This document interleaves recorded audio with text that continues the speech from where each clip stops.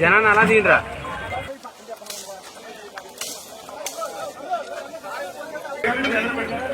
ఎలా తీసుకోండి.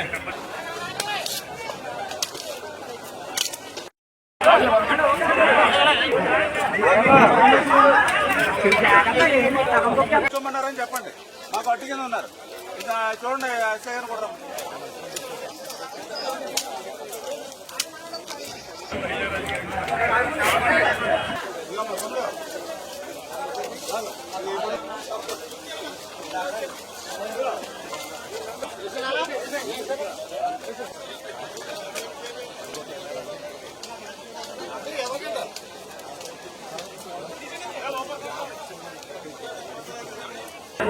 మీరే తప్పుదాం.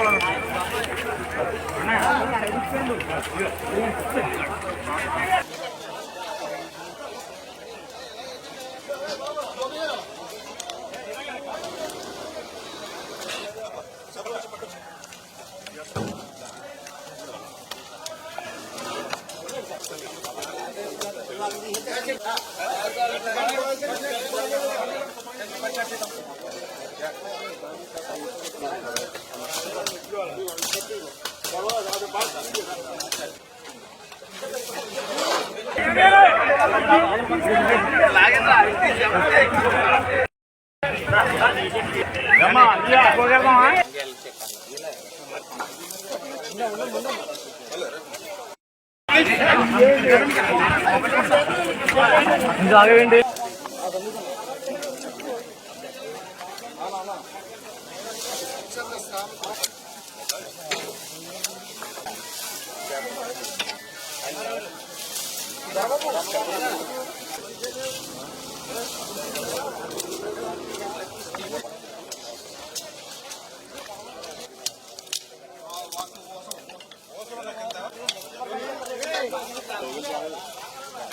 ఈవేళ మాకు కూడా ఒక ప్రాధాన్యత ఎన్టీఆర్ టిట్కో ఇల్లు. ఎందుకే మా ప్రభుత్వంలో ఏదైతే మిగిలిన బ్యాలెన్స్ ఏదైతే ఆ 10%, 15% ఏవైతే 20% పనులు ఏవైతే ఉన్నాయో అవన్నీ కూడా వెంటనే పూర్తి చేసి ఆ పేదవాళ్ళకి మహిళలకు ఈ ఇళ్లలోకి తీసుకొచ్చేటువంటి బాధ్యత, ఆఖరి ఇంటి వాడిని కూడా గృహప్రవేశం చేసి ఇంటి బాధ్యత చెప్పేటువంటి బాధ్యత మేము తీసుకుంటాం.